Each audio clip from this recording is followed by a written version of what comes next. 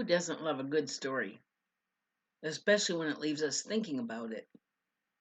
Jesus often taught in parables to teach. More than 6 centuries before Jesus, a man named Aesop told many countless, timeless fables, each with a great moral to it. Who doesn't know what happened at the race between the tortoise and the hare, or what happened between the ant and the grasshopper? I'd like to share a story with you today about two brothers whose father had a large farm. When he decided he was too old to work it, he divided the farm between his two sons and gave each of them half. He felt they would always work together and be the best of friends. And when the two brothers first started working together on their adjoining farms, they got along well and shared everything. But one day they had a serious argument between them, and from that time they stopped talking to one another altogether. And for many years, not a word passed between them. And then one day a carpenter came to the door of one of the brothers and asked if there was any work he could do.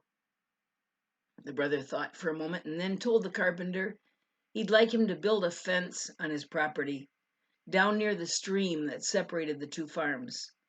He explained that he didn't ever want to see his brother again, so it was important that he build a very high fence. And so with those instructions, the man left for town, saying that he would return in the evening. And when he came back that evening, he was shocked to see that the carpenter had not followed his instructions. And instead of building a high fence there, he had built a bridge over the stream. The man walked down to take a look at the bridge, and as he did, his brother walked toward him from the other side. And his brother said, "After all the terrible things I've done to you over the years, I can't believe that you would build a bridge and welcome me back." He reached out to his brother and gave him a big hug. And the brother then walked back up to his farmhouse to talk to the carpenter, and he asked him to stay as he had more work for him.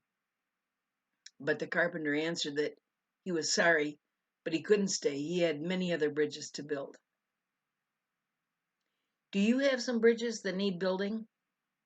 Is there someone waiting for you to forgive them or to let you be forgiven by them? Too often, we'd rather wallow in the hurt and anger because someone else has hurt us, and we actually try to justify our feelings. Someone once said, to forgive someone is like setting a prisoner free, and then to realize that that prisoner was you. If you need to build a bridge, get some lumber from your heart's storehouse, some nails from your stock of love, and don't worry about the tools you'll need. They've been there all along.